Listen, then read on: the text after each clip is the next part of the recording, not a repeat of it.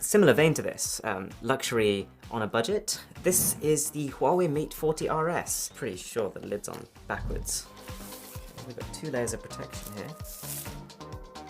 Do you know what? It doesn't actually look as bad as I thought it would. Okay, every one of these cameras but one of them is fake. But they've kind of nailed the overall aesthetic. Like, they've managed to get the matte finish here, they've managed to get glossy on the sides, they've got the rings and the overall look pretty spot on. Do I feel like I'm holding $3,000 worth of phone? No, I can actually, like, pull it off. Well, that wasn't meant to happen. Oh! That's the Wish theme tune all over again.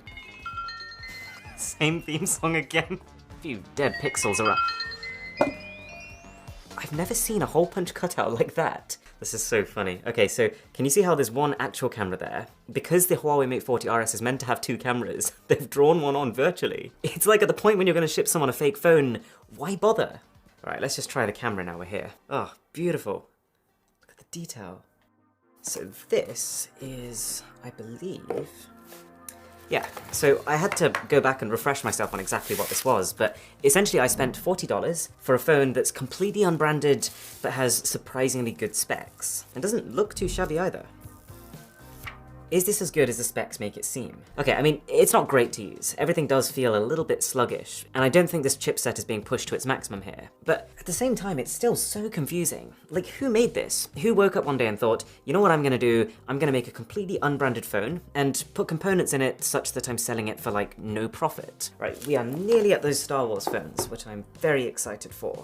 But this one right here, this is the phone with built-in earphones, which is actually something I've been saying that I want to see on a top-end smartphone one day. But hey, for now this will do. It's an absolute tank of a phone. So I'm assuming that a big part of that is A, to accommodate the earphones, which are sitting up here, and B, presumably for a bigger battery. Let's have a look inside. Wow, this feature phone has a 6,000 mAh cell. Just to give you an idea. Just for some perspective, this is an iPhone 12 Pro Max. This is what we're working with. Absolutely loving the size of this thing.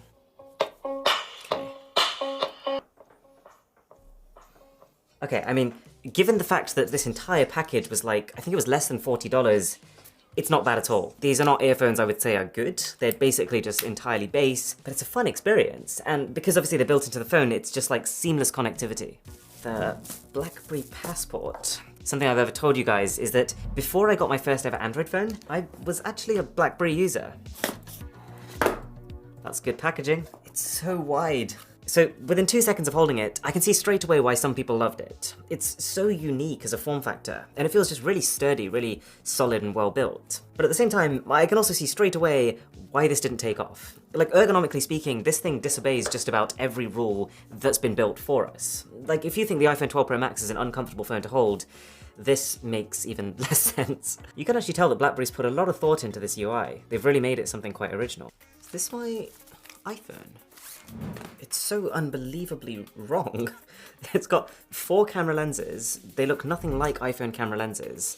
The front looks like a $50 Android phone. I love how the only brand name on the whole thing is HD screen. Alright, there are 3 phones left, and these 3 phones are pretty much 50% of the entire budget. The first one is from iQOO. This is the BMW phone. Got a little insert, inside of which is, ooh, like these little memorabilia cards. And a lovely case. It's slightly frosted, and it's got the BMW logo here, and it's got a little bit of texture in the middle. Cable, and... oh, it's a 120-watt charger. I've only ever seen this on one other phone in the world. It's a proper heavy brick as well. This is some high-end stuff. This phone has a 120Hz display, it has 256 gigabytes on the base model, and this 120-watt charger, it charges the phone 50% in 5 minutes. Oh, and it looks so good. It's got what looks like a vegan leather finish, but the design itself, white and red and black and blue, I'm a big fan. And it turns out, you know the main camera on this phone? It's actually the 50 megapixel Samsung GN1 sensor, which is apparently better than the 108 megapixel Samsung HM1 that you see on a lot of phones. So we gotta try it. Oh man. It's such a good camera. Like, the amount of detail that you can get on these leaves, even though the lighting is kind of terrible. I genuinely think if iQOO was a global brand, like across the US and the UK, this might well have been on my best phones of 2020 list. It's Star Wars time. The force is not strong. I think the best way of doing this is probably just to open them at the same time. We've got what I'm assuming is the light side and the dark side. There we go, there we go. Oh my goodness. So it says Rogue One. I think these came out as like a promotional item for that Star Wars film. I really want to keep this in mint condition because as far as I'm aware, these things barely exist. So it says on the front of these, a premium figure collection. No way. Is it just me? It almost looks like the Lego logo. Yes, you almost kind of assemble it yourself. It's made out of proper solid metal. Yeah, it's the same figure set, whichever one you get. So the only difference is just the colour of the packaging. But that is so cool. Actually, pretty cool looking phones. Oh, and these backs actually change colour. So the light side one is between white and blue. The dark side one is between black and red.